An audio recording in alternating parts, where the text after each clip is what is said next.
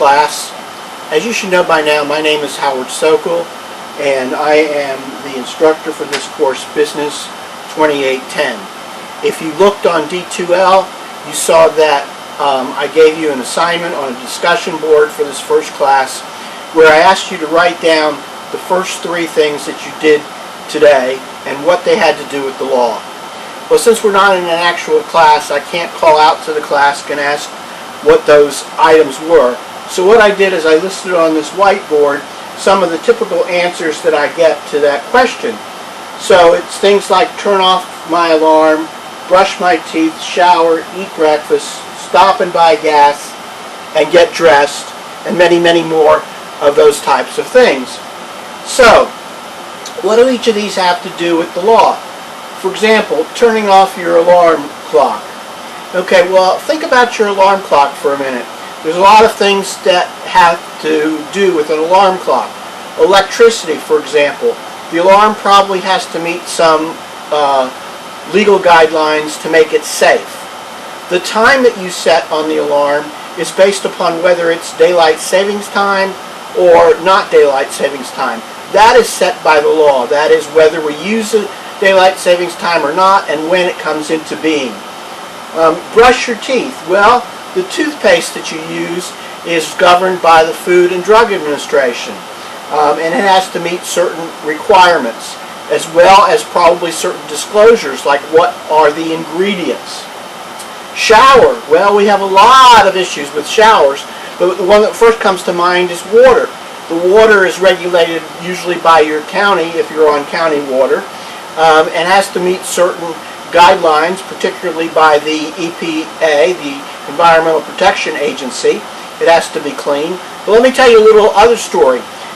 When you build or create a shower these days, you put your shower head in. There's a law that says that you have to have a certain type of shower head that limits the amount of water that can come out of that shower. So if you have an older shower, you may have one of those really strong showers that most of us like. If not, if you have a newer one, you may have one of those slower showers that many do not like. Eating breakfast. Well, eating breakfast, again, the foods that you eat are going to be regulated in terms of quality. Even labeling of the foods today is required by the Food and Drug Administration, so you can look and see how many calories you're getting, what the content is, how much fiber, how much protein, etc. All that is governed by the law. You're going to stop and you're going to buy gas. Well, we can talk about the gas being regulated. The price of gas there's a tax on the gas that has to do with the government.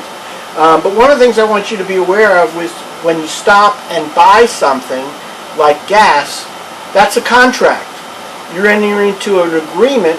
When you pump the gas in your car, you're agreeing that in exchange for that gas, you're going to pay a certain amount of money. Okay?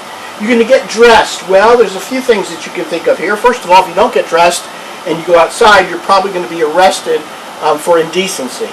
The clothes that you wear are going to be somewhat regulated. In fact, if you go back in history, you'll see that one of the earliest regulations actually had to do with clothing, because in the early part of the 20th century, they were making children's clothes that were not fire resistant or fire retardant.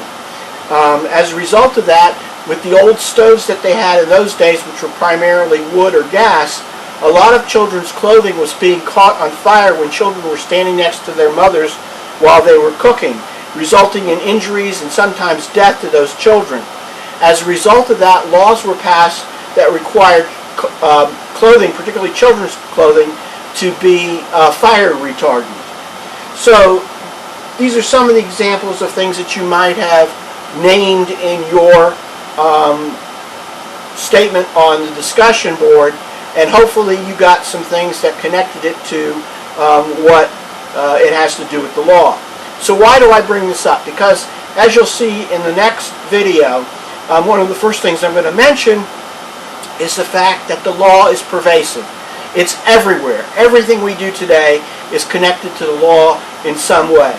So all of us, whether business or non-business, have to be aware to some extent of the fact that there are laws that may be governing our behavior and what we do.